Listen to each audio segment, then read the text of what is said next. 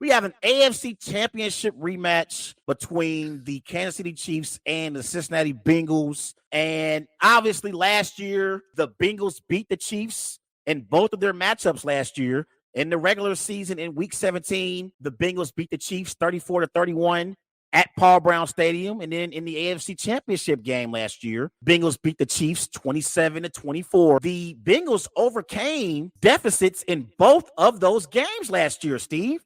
So I just got done talking about the game, and I believe that Joe Burrow, for whatever reason, has Patrick Mahomes' number. So what are you looking forward to in this matchup as we see this AFC Championship rematch Sunday in Cincinnati? Okay, so first let's take a quick look at the last two games that the Chiefs and the Bengals have played. It was a tale of two halves in both games. Kansas City came out absolutely on fire in both games. They ran up big leads in both games, and then they went into the locker room, and it was almost as if the Chiefs came out in the second half and just completely forgot how to play football, especially in that AFC Championship game. Now, there's a couple of reasons for that, and you noticed that in those games, number one, the Bengals, they saw what the Chiefs were trying to do, and they were able to make defensive adjustments to stymie the offense. And then in on the flip side, they were able to make adjustments versus the defense. Most of that was because the pass rush was not necessarily there. Yeah. Not without blitzing anyway. And if you blitz Joe Burrow, it's very similar to blitzing Josh Allen or Patrick Mahomes. They're going to make you pay. I'm going to stay on the defensive side of the ball for the Chiefs for 1 second, because this year, being very different with the pass rush, you have a healthy Frank Clark, which Frank Clark in both of those games was not healthy. He was fighting through a neck injury, and he just wasn't himself. Chris Jones is comfortable on the outside and the inside. Remember, last year they were trying to put Chris Jones on defensive end, and he was struggling a little bit with his technique. This year, playing the edge position, Chris Jones is probably one of the better pass rushers in the league. The Chiefs did not have an answer for defensive tackle last year when Chris Jones was on the edge. This year, Mike Dana is showing that he is definitely somebody who can be reckoned with in the middle. Not to mention, they now have the addition of Carlos Dunlap. Yeah. And that experience, along with the energy they have on that front seven, they can rush four and get to the quarterback, which is something they really could not do last year. Now, you now have Trent McDuffie. You now have a healthy defensive backfield. It's going to be a much better matchup. Yeah. With all of those talented wide receivers that the Bengals have. And yes, they're getting them all back. So, and that's going to be one of the big key matchups right there, is how these wide receivers are going to do on the outside versus the Chiefs defenders. Are they going to be able to hold them man to man long enough for that pass rush to get there? I feel as if it is possible, and we are dealing with a Bengals offensive line that has gotten a lot better throughout the course of the season, but at first they were a little discombobulated. That is Agreed. A new offensive line. Yeah. And Steve Spagnuolo loves running stunt packages, double stunts, over-unders, things with four guys that can really confuse and really frustrate offensive lines that have communication issues. So that will be a focus in this game for the Chiefs defensively. Now, the Chiefs offensively, the one thing the Bengals were able to do that really stymied Patrick Mahomes in the second half of that AFC Championship, they would drop 8 guys. Yeah. Rush 3, drop 8. Yep. The Chiefs did not have an answer because they weren't confident running the ball. Not this year. This year is going to be way different. Isaiah Pacheco is coming off of back-to-back 100-yard games. That is unheard of for an Andy Reid-led Kansas City offense to allow a running back to rush for 100-plus yards a game. Well, the Chiefs are doing it. Yeah. They just this past weekend against the Rams, they came out, and that was a very business-like approach. They ran the ball, and they made sure that the running back got a good taste of what was going on. They even brought Ronald Jones in the mix, and his first active game day appearance, and they ran the ball. And they're showing the rest of the league, hey, we're going to be able to run the ball. So if you want to rush 3 and drop 8, that's fine. We're just going to hand it off and run it down your throat. Yeah.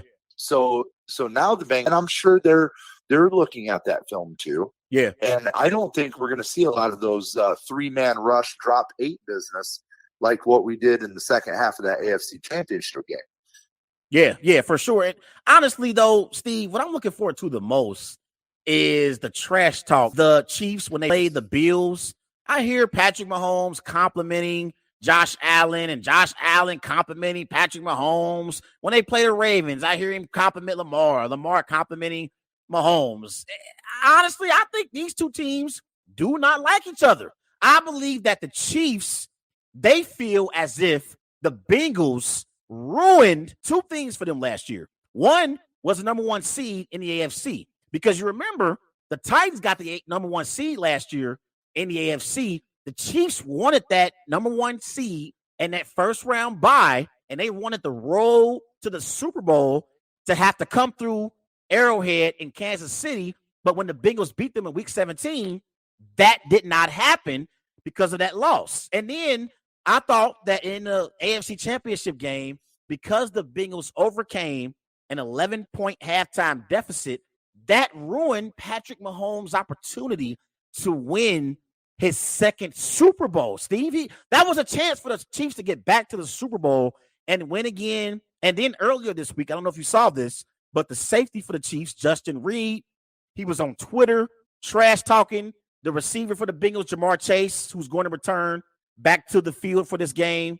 So honestly, I'm interested in seeing these two teams, trash talk amongst each other in this matchup at Paycor Stadium Sunday afternoon. To that, you say what? Patrick Mahomes has already gone on record to say he has a lot of respect for Joe Burrow, and he loves his work ethic and all that. So he's saying all the right things. Out of the Chiefs press conferences Sunday, when they had their post-game press conference versus the Rams, you have heard nothing but all we can think about is the AFC Championship game. We're going back to that game. We're looking at that film. So it's been on their mind. When you get bulletin board material, they have had this game circled on their calendars since the schedule came out in July. We all know it. Everybody in Kansas City knows it. Everybody inside GEHA Field at Arrowhead Stadium knows it. Everybody in that Chiefs organization knows it. They have had this game circled. They know that payback time. And the one thing that the fire that really gets Patrick Mahomes going is disrespect, the potential of disrespect. Like, all he has heard in the offseason was the Bengals got you guys. Yeah. They got you twice. This is fuel for Patrick Mahomes' fire. And all the distractions are out of the way. Patrick and Brittany had their baby yesterday, actually. Okay. Congratulations. And so their son, yes, congratulations to them. Patrick Bronze Mahomes III. So that distraction is out of the way. He doesn't have to worry about anything else, just focus straight on football. And what a time to focus going into a rematch of what was just an absolute dumpster fire of a game for them offensively. Yeah, for sure, man. And honestly, two more questions for you, Steve. I got to get out of here. But honestly, I look at Patrick Mahomes. I've seen Mahomes beat Lamar Jackson. I've seen Mahomes beat Justin Herbert multiple times. I've seen Mahomes beat Josh Allen. I haven't seen Patrick Mahomes beat Joe Burrow yet. I think that is also going to be some motivation for Mahomes in this matchup, because I think there's mutual respect between Mahomes and Burrow, but I believe Mahomes wants to prove that he is still the undisputed best quarterback, not only in the AFC, but in the NFL overall, and he is the leading candidate for MVP honors, because I think Joe Burrow, honestly, Steve, he's creeping his way into that MVP conversation. He's been playing well over the last 4 weeks, especially in the absence of his star receiver in Jamar Chase.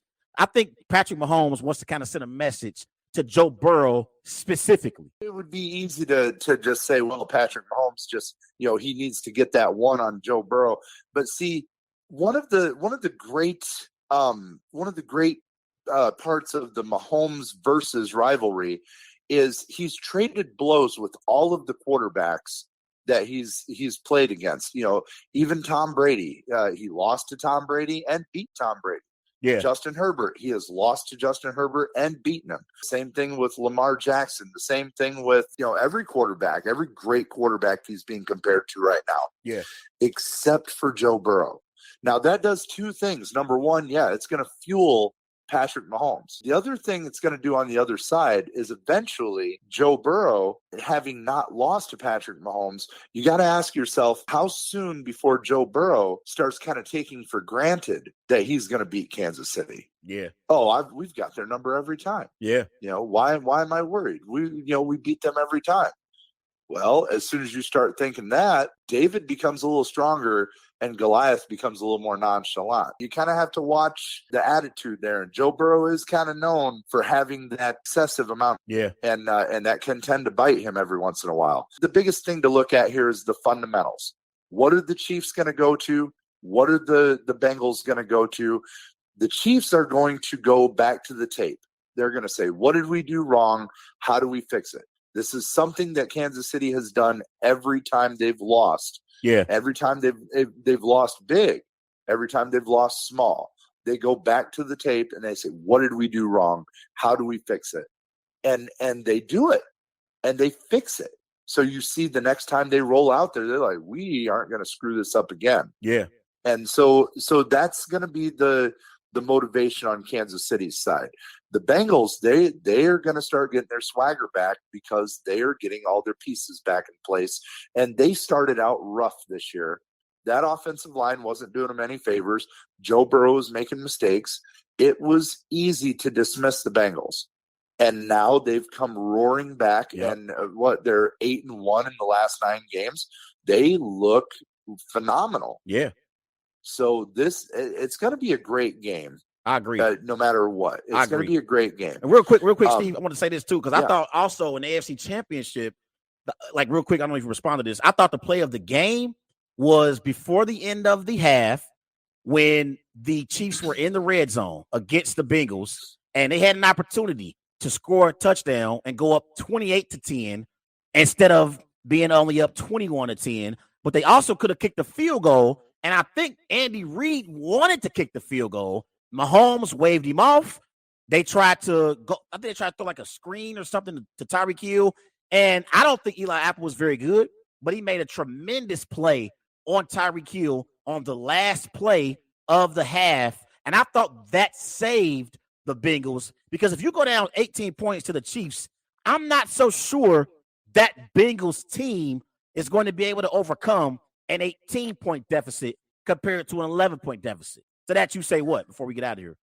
Well, we absolutely said the same thing in Kansas City. If that play was made, what could the Bengals have done that would have ripped their heart out? Going in the locker room down 18, and that big play being made that also elevated them going into the locker room. So it did the exact opposite. It's one of those moments that you can't really quantify how big that would have been if it swung the other way. And Andy Reid probably did want to, he'll never admit it, but he probably did want to kick the field goal there. And he is known for giving his leaders the levity they need on the field to make decisions. And generally, Patrick Mahomes makes good decisions. In that particular case, it may have not been the best decision. Everybody in the world knew that he was going to go to Tyreek Hill right there. And that's why Eli Apple was there, Johnny on the spot to make a great play. So it's one of those, if they had it back, could they kick the field goal? They probably would have. But at the same time, if you have 15 under center and you only need to get a couple of yards, I'm taking my chances with Mahomes. I agree. And I would do the same thing with 12 under center for the Packers, Aaron Rodgers. I would do the same thing with him, because you got to trust your quarterback in those moments. Real quick, Steve, before you get out of here, give me your prediction for Sunday's game. It's going to be a tough game. I can tell you that. The Chiefs are a 2-point road favorite. I'm going to have to go with what Vegas says here. I've got Kansas City winning 28-27 in a squeaker, and I think it's going to come down to a field goal at the end of the game by a well-heeled up Harrison Butker.